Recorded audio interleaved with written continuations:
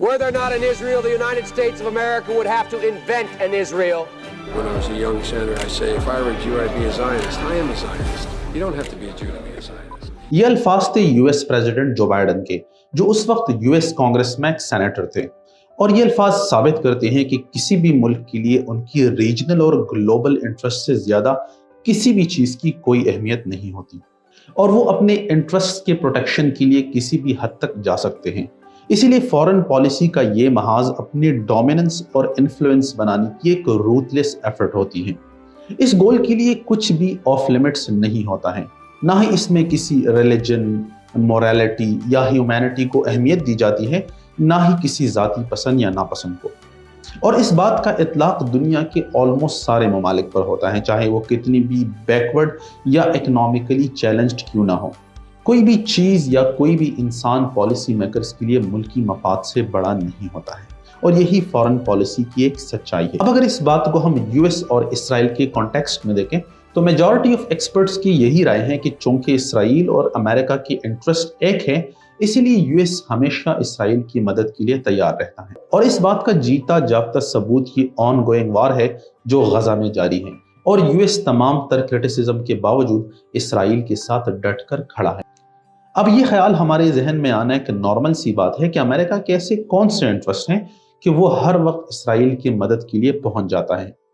American politicians अपने मुल्क में पब्लिक ओपिनियन को इन्फ्लुएंस करने के लिए ये आर्गुमेंट यूज करते हैं कि चूंकि पूरी की पूरी मिडल ईस्ट में इसराइल ही एक ट्रू डेमोक्रेसी है, और चूंकि अमेरिका खुद भी एक डेमोक्रेटिक कंट्री है, इसीलिए एक डेमोक्रेटिक कंट्री का दूसरी डेमोक्रेटिक कंट्री को सपोर्ट करना उसकी एक मॉरल ड्यूटी या ऑब्लिगेशन है। और अमेरिकन पॉलिसी मेकर्स इसको एक नेचुरल अलायंस मानते हैं। लेकिन ये बात हिस्टोरिकली दुरुस्त नहीं है, क्योंकि अगर अमेरिका के पिछले 100 साल की तारीख उठा ली जाए तो एशिया से लेके अफ्रीका तक और अफ्रीका से लेके लैटिन अमेरिका तक अमेरिका ने हमेशा डिक्टेटर्स और डिक्टेटरशिप को सपोर्ट किया है।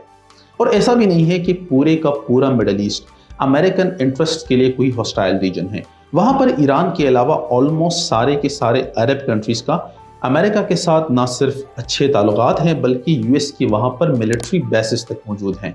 अब इस बात में भी कोई शक नहीं है कि कोल्ड वार के ज़माने में अमेरिका के लिए इसराइल की एक स्ट्रेटेजिक इंपॉर्टेंस थी, लेकिन वो भी सिर्फ उस हद तक कि वो सोवियत यूनियन और उसकी रीजनल एलाइज पर एक चेक रख सके। लेकिन जब से 1991 में कोल्ड वॉर ऑफिशियली ख़त्म हुई, तब से यूएस का इसराइल पर सफारती लिहाज से कोई ख़ास डिपेंडेंसी नहीं रही है। इस खत्ते में और दर्जनों ऐसे ममालिक हैं जो कि अमेरिकन इंटरेस्ट के लिए यूज हो सकते हैं। अगर रिसेंटली भी अक्टूबर 7 के बाद से इसराइल और फलस्तीन की जंग को देखा जाए तो ना सिर्फ पूरी दुनिया बल्कि खुद यूएस में भी एक बहुत बड़े तादाद पे एंटी इसराइल प्रोटेस्ट हो रहे हैं, और लोग इसराइल की ब्रुटैलिटी को दुनिया के सामने ला रहे हैं। लेकिन उस वक्त भी यूएस यूनाइटेड नेशंस में बैठकर ना सिर्फ सीज फायर की रिजोल्यूशन को वीटो कर रहा है, बल्कि इसराइल के लिए नए इमदादी पैकेजेस का ऐलान कर रहा है।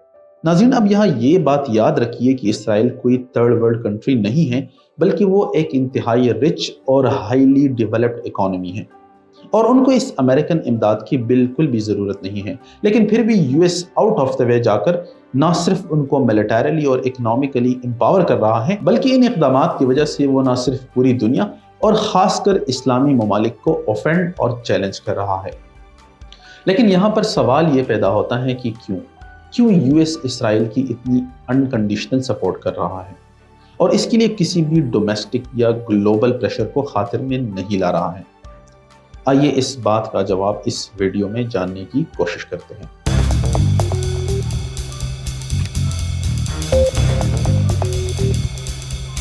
दोस्तों, अगर देखा जाए तो फॉरेन पॉलिसी की साइंस और लॉजिक यही कहती है कि अगर एक तरफ इसराइल जैसा एक छोटा मुल्क जो पाकिस्तान के एक छोटे सूबे केपी से भी 5 गुना रकबे में छोटा है और आबादी उसकी 1 करोड़ से भी कम है, और दूसरी तरफ 50 के आसपास इस्लामिक कंट्रीज हैं, तो फॉरेन पॉलिसी की मैथ्स यही कहती है कि कोई भी कंट्री अपनी इंटरेस्ट के प्रोटेक्शन के लिए चंद लाख लोगों के बजाय 2 बिलियन लोगों का साथ देगी। लेकिन यूएस ऐसा नहीं कर रहा है, या अगर मैं ये कहूं कि यूएस ऐसा नहीं कर सकता तो ये ज्यादा एक्यूरेट होगा। अब यूएस ऐसा क्यों नहीं कर सकता?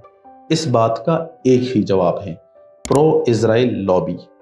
दोस्तों, मार्च 2006 में दो अमेरिकन रिसर्चर्स जॉन जे मर्शाइमर और स्टीवन वॉल्ट ने लंदन बुक ऑफ रिव्यूज में एक पेपर पब्लिश किया, जिसमें उन्होंने ये बताया कि अमेरिका में इंतहाई पावरफुल प्रो इजरायली लॉबीज काम करती हैं, जो यूएस के पॉलिसी मेकर्स को प्रो इजराइल पॉलिसीज बनाने के लिए इन्फ्लुएंस करती हैं। और इन सारी लॉबीज में जो सबसे मशहूर और पावरफुल लॉबी है वो है American Israel public affair committee यानी आईपैक। इन लॉबीज में मेजॉरिटी अमेरिकन जूस की हैं, जो ना सिर्फ इसराइल की एक्सपेंशनिस्ट पॉलिसीज को सपोर्ट करते हैं बल्कि वो इजरायली ऑफिशियल से कांटेक्ट में भी रहते हैं।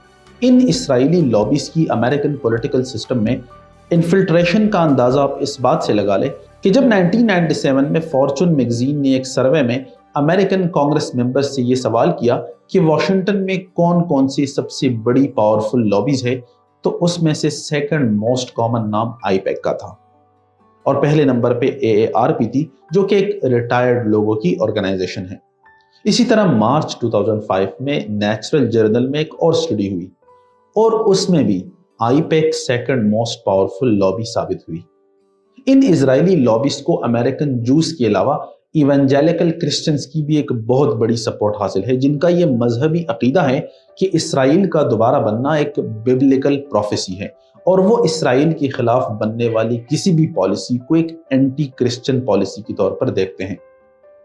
अब सवाल यह है कि ये लॉबीज काम किस तरह करती हैं। इन इजरायली लॉबीज की बेसिकली दो बड़ी स्ट्रेटजीज हैं। पहले लेवल पे वो कांग्रेस और व्हाइट हाउस की एग्जीक्यूटिव ब्रांच को ना सिर्फ इसराइल की सपोर्ट के लिए प्रेशराइज करती हैं, बल्कि दूसरी तरफ वो उनको इस बात पे भी कायल करने की कोशिश करती हैं कि एक प्रो इसराइल पॉलिसी, एक प्रो इसराइल स्टांस उनके लिए एक स्मार्ट पॉलिटिकल चॉइस है। दूसरे लेवल पे ये लॉबीज इंश्योर करती हैं कि हर जगह किसी भी पब्लिक फोरम पे इसराइल को एक पॉजिटिव लाइट में शो किया जाए। इन लॉबीज की इन्फ्लुएंशियल होने का अंदाजा आप इस बात से लगा ले कि यूएस कांग्रेस कि जहाँ पे हर तरह की बहस होती है, हर टॉपिक पे बहस होती है, जिसमें रिलीजियस टॉपिक्स है, जिसमें एबॉर्शन के लॉज हैं, जिसमें होमोसेक्सुअलिटी है, हर तरह के टॉपिक्स पे बहस होती है। लेकिन when it comes to Israel, वहाँ पर हार्डली ही कोई डिबेट होती है। और बात यहाँ तक पहुँच गई है कि इन इजरायली लॉबीज की खुशनुदी के लिए एक फॉर्मर कांग्रेसमैन ने फ्लोर पे ये कहा कि my number 1 priority in foreign policy is to protect Israel. अब बात यह है कि एक अमेरिकन कांग्रेस का एक मेंबर जो खुद एक यूएस सिटीजन है, जिसकी ये ड्यूटी है कि वो अमेरिकन इंटरेस्ट को प्रोटेक्ट करे, और वो फ्लोर पे जाके इसराइली इंटरेस्ट की प्रोटेक्शन को अपनी नंबर 1 प्रायोरिटी बता रहा है, तो अब आपके लिए ये अंदाजा लगाना बिल्कुल भी मुश्किल नहीं है कि इन इजरायली लॉबी का इन्फ्लुएंस कितना बड़ा है। अब इस पॉलिटिशियन को अमेरिकन पॉलिटिकल सिस्टम के डायनामिक्स का पता है। इसको ये पता है कि मेरी इस एक स्टेटमेंट से प्रो इजरायली लॉबीज मेरी तरफ हो जाएगी और मेरे लिए फ्यूचर इलेक्शंस जीतना कदरे आसान हो जाएगा। अब इन इजरायली लॉबीज को ये भी पता है कि इलेक्शन में पैसे की कितनी बड़ी इंपॉर्टेंस होती है, इसीलिए ये मेक श्योर करते हैं कि वो अपने फेवरेट पॉलिटिशियन को एक स्ट्रॉन्ग फाइनेंशियल सपोर्ट दें। अब एक और इंटरेस्टिंग बात यह है कि यहूदी अमेरिकन पॉपुलेशन का सिर्फ 2.4% है, लेकिन वाशिंगटन पोस्ट की एक सर्वे के मुताबिक डेमोक्रेटिक प्रेसिडेंशियल कैंडिडेट्स यानी अमेरिका के सदारती उम्मीदवारों को इलेक्शन के लिए जितना पैसा मिलता है उसमें 60% सिर्फ अकेले यहूदी डोनेट करते हैं। अब इस बात का मतलब ये हुआ कि जितना पैसा 98% non Jewish American in politicians को डोनेट करते हैं, उससे कहीं ज्यादा पैसा सिर्फ 2.4% यहूदी डोनेट करते हैं। अब कोई कैसे ये एक्सपेक्ट कर सकता है कि ये पॉलिटिशियन पावर में आके कोई एंटी इसराइल पॉलिसी बना सकता है। इसराइली लॉबी पॉलिटिशियंस के अलावा मेन स्ट्रीम मीडिया और बड़े बड़े थिंक टैंक्स भी कंट्रोल करती हैं। अब सब लोगों ने ये ध्यान जरूर दिया होगा कि जब भी किसी न किसी बड़े इंटरनेशनल चैनल पे इसराइल और फलस्तीन पे डिबेट होती है तो मेजॉरिटी ऑफ एक्सपर्ट्स हमेशा इसराइल को सपोर्ट करते हैं। अब इसकी रीजन जानने के लिए एक अमेरिकन रिसर्चर और हिस्टोरियन एरिक एल्टरमैन ने एक सर्वे किया। उन्होंने अमेरिका में उन कॉलमिस्ट और कमेंटेटर्स की एक लिस्ट बनाई जो मिडिल ईस्ट के एक्सपर्ट माने जाते हैं, और उस सर्वे के कुछ हैरानकुन रिजल्ट सामने आए, क्योंकि उन सारे एक्सपर्ट्स में 61 स्टॉन्च इसराइली सपोर्टर्स थे और सिर्फ 5 लोग यानी सिर्फ 5 एक्सपर्ट्स प्रो अरब स्टांस रखते थे। इजरायली लॉबी मीडिया के अलावा बहुत सारे अमेरिकन यूनिवर्सिटी की कैंपसेस को भी कंट्रोल करती है। اور یہ میک شور کرتی ہیں کہ کوئی ایسی ڈیبیٹ نہ ہونے پائے یونیورسٹی میں جو کہ اینٹی اسرائیل ہو۔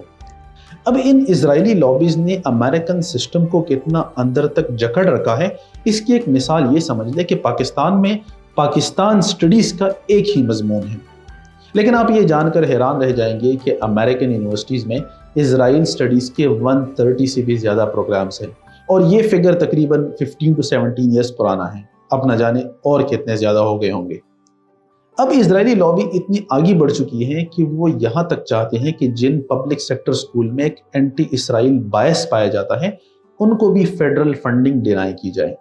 اب ان سارے پوائنٹس کو اگر ہم انالائز کریں تو ایک کلیئر پکچر جو ہمارے سامنے ابھر کے آتی ہے وہ یہ ہے کہ امریکن سوسائٹی کا ایک بہت بڑا حصہ گراس روٹ لیول یعنی سکول سے لے کے یونیورسٹیز تک، سوشل میڈیا سے لے کے مین سٹریم میڈیا تک، لیجسلیشن سے لے کے کارپوریٹ ڈیلز تک، اور امریکہ کے ٹاپ ٹیئر پولیٹیشین سے لے کے ایون یو ایس کے پریزیڈنٹ تک، یہ سب لوگ کسی نہ کسی حد تک اسرائیلی لابی کی انفلوئنس میں رہے ہیں۔